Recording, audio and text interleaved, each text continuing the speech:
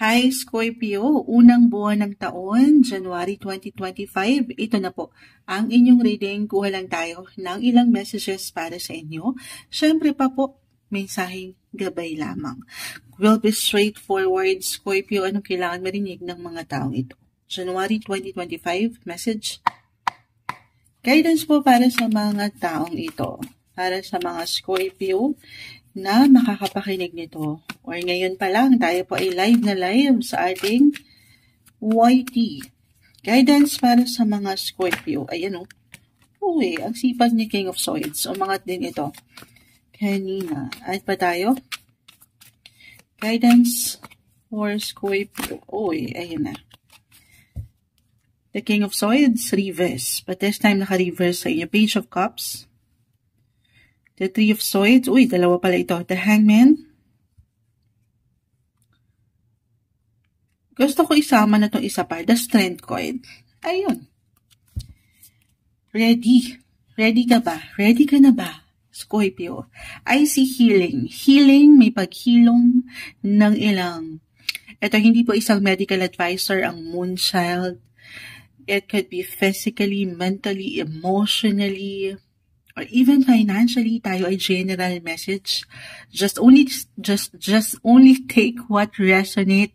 Tayo po ay general readings. Kahit pa pare-pareho kayo ng sign as a Scorpio, ang bawat isa pa rin po ay magkakaiba. Pero may paghilom, may paggaling, o lalo kayong gagaling sa inyong ginagawa. Maging ano pa man yan, lalakas, the Strength card, the Three of Swords kasi ito, naka-reverse na. Isang indikasyon, ito sa proseso ng paghilom, tayo pa rin dyan sa part na yan ay sadya namang magkakaiba. Hindi nyo kailangang madaliin kung hindi pa talaga ready ang isang Scorpio. Pero kung ready na, ito na. I see new beginnings again. New love interest. Kung ito ay may kaugnayan sa pag-ibig, usaping relasyon. Parang may fresh starts. Parang pinupush or ipupush kayo ng ilang sitwasyon. Or sa sariling pakiramdam or ng universe, reversal ang ilang enerhiya na magtungo sa mga bago. Bagong direksyon, bagong posisyon. Sa mas practical, why not? Baka ngayong unang buwan may travel ba? It doesn't matter naman kung ito ay long or short distance travel.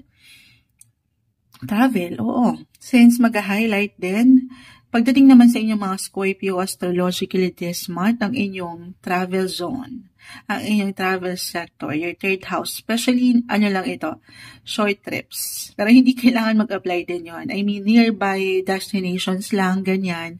Pwede itong may kaugnayan din sa ilang kapamilya. 3, umangat ang enerhiya ng 3 din dito sa inyo. Kapamilya, your siblings kung meron, or ilang relatives, kung hindi kayo nagkaroon ng connection or reconnection nitong mga nakalipas, dumaan na holiday, Christmas season, baka dito matuloy ngayong unang buwan. I see na merong pag-angat din ng inyong social life, yung pagiging bukas nyo, or a message to stay open, remain open sa ilang possibility ng pakikisalamuha. Kasi hindi nyo pa man ito ma-realize, maybe makatulong ito, lalo pa kung mag-apply na parang ang low-key ng energy pa rin. Sabi ko nga yung healing, sadya pong magkakaiba tayo dyan. Baka makatulong ito na lumabas-labas, mag-enjoy naman, kahit sa simpleng paraan, third house.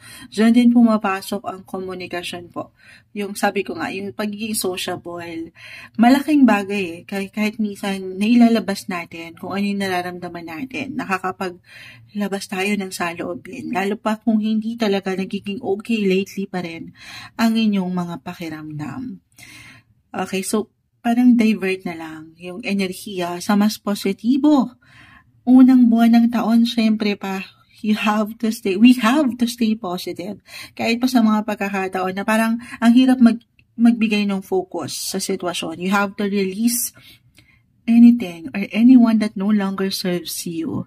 Scorpio, as I've mentioned, new beginnings, fresh starts.